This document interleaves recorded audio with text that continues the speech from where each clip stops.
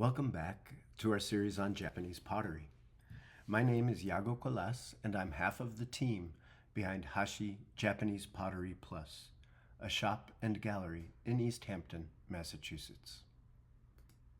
Last time, I shared a passage that highlighted why Japanese ceramics matters. Today, we'll take a short tour of some of the milestones in the Japanese ceramic tradition, which is among the oldest in the world, stretching back nearly 10,000 years to the Jōmon period.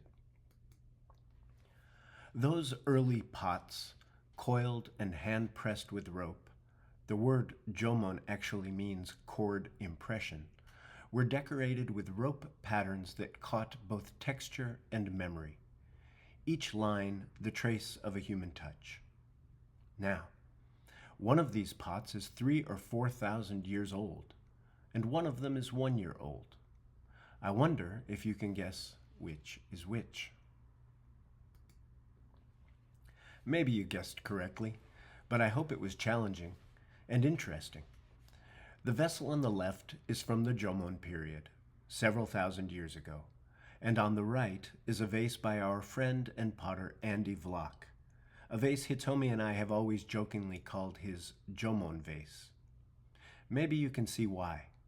The same conical shape, the same textured surface, that same feeling of the hand pressing directly into clay, as if the potter had pulled the vessel directly from the earth. These two pieces are separated by millennia, yet they share the same spirit, a reverence for clay as a living material, a medium that records not only intention but accident, not only control but surrender. Across centuries, that dialogue between hand and earth has continued, through the refined tea bowls of the Momoyama period, the rustic kilns of Shigaraki and Bizen, and the everyday wares of village potters. Japanese pottery has always held within it a quiet paradox, deep tradition, yet continual change, simplicity, yet infinite variety. If we fast forward to the 5th century of the current era, a turning point comes with the arrival of Korean potters and kiln technology in Japan. These artisans brought with them high-temperature climbing kilns, like the Anagama and later Noborigama that you see here, kilns built into slopes where heat could rise naturally through connected chambers.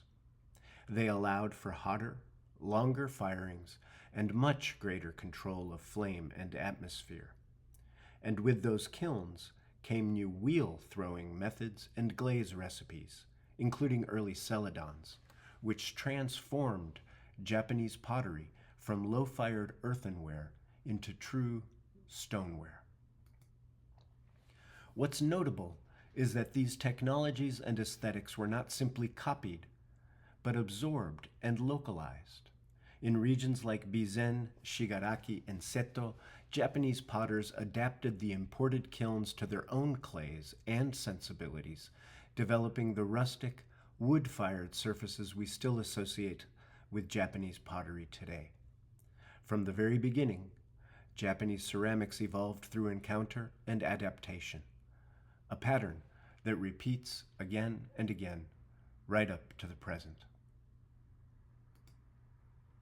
Now, we can't speak of Japanese pottery without speaking of tea, so we must fast forward again now to the 16th century.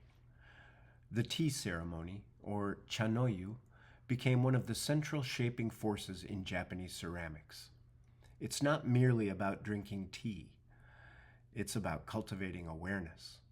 Every moment, every object, participates in a choreography of mindfulness, as our potter Brandon Hale explained in this informal Japanese tea ceremony demonstration he led at Hashi this past July.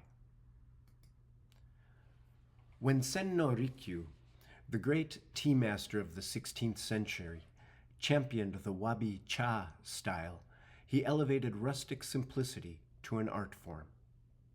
He preferred a humble, asymmetrical tea bowl, something irregular, maybe even cracked, to the perfectly polished Chinese porcelains prized before him.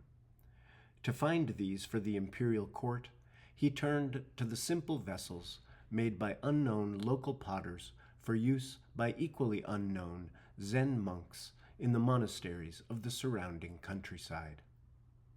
It's in that tea room, quiet, except for the sound of water and breath, that a new aesthetic emerges, what we now call wabi-sabi.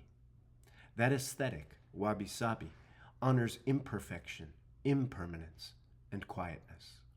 It's why a slightly uneven rim or a glaze that breaks unexpectedly can feel more alive than one that is flawless.